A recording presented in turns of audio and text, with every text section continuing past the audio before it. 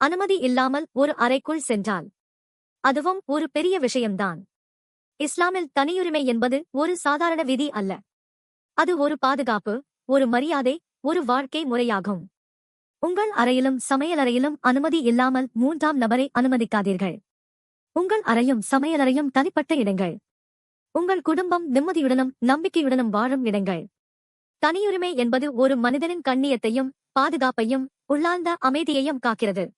இஸ்லாம் நமக்கு எல்லைகளை மதிக்க கற்றுக் கொடுக்கிறது. மற்றவர்களின் வீட்டிற்குள் செல்லும் முன் அனுமதி கேட்க வேண்டும். அனுமதி கேட்பது நல்ல ஒழுக்கம் மட்டும் அல்ல, அது ஒரு சுண்ணாவும் ஆகும். நாம் மற்றவர்களின் தனியுரிமையை மதிப்பது போல் நம்முடைய தனியுரிமையையும் பாதுகாப்பது நம்முடைய பொறுப்பு.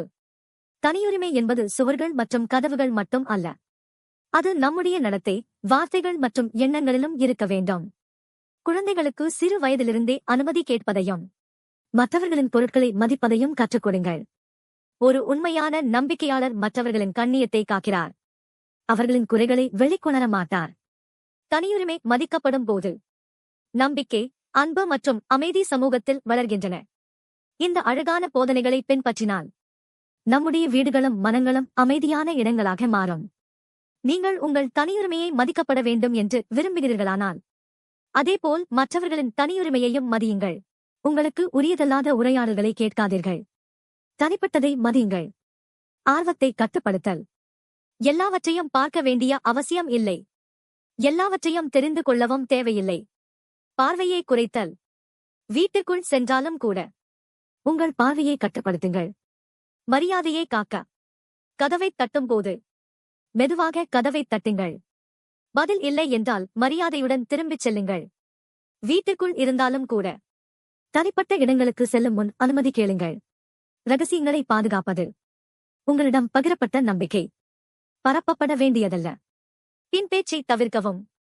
மற்றவர்களை அவர்களுக்கு பின்னால் பேசாதீர்கள். அவர்களின் கண்ணியத்தை பாதுகாத்தல். பதிவிடும் முன் எனக்கு அனுமதி இருக்கிறதா என்று உங்களையே கேளுங்கள். தனியுரிமையும் அடக்கமும் ஒன்றாக செல்கின்றன. இரண்டும் ஆன்மாவை பாதுகாக்கின்றன. நீங்கள் தனியுரிமையை மதிக்கும் போது மக்கள் உங்களுடன் பாதுகாப்பாக உணர்கிறார்கள். மற்றவர்களின் தனியுரிமையை மீறுவது நம்பிக்கையையும் இதயங்களையும் உடைக்கிறது. உங்களையே கேளுங்கள். நான் என்னை எப்படி மதிக்க வேண்டும் என்று விரும்புகிறேனோ அதேபோல் மற்றவர்களையும் மதிக்கிறேனா? தனியுரிமையை காக்கும் வீடு அமைதியால் நிரம்பிய வீடு. யாரும் பார்க்காத நேரத்திலும் கூட எல்லைகளை மதியுங்கள். தனியுரிமை பலவீனம் அல்ல, அது ஒரு கண்ணியம். அல்லாஹ் நம்மை மற்றவர்களை மதிக்கும், மரியாதை செய்யும் மனிதர்களாக மாற்றுவானாக. நம்முடைய வீடுகளில் அமைதியும் பரக்கத்தும் நிரப்புவானாக. ஆமீன். மேலும் இது போன்ற வீடியோக்களுக்கு சப்ஸ்கிரைப் செய்ய மறக்காதீர்கள். அஸ்ஸலாமு அலைக்கும்.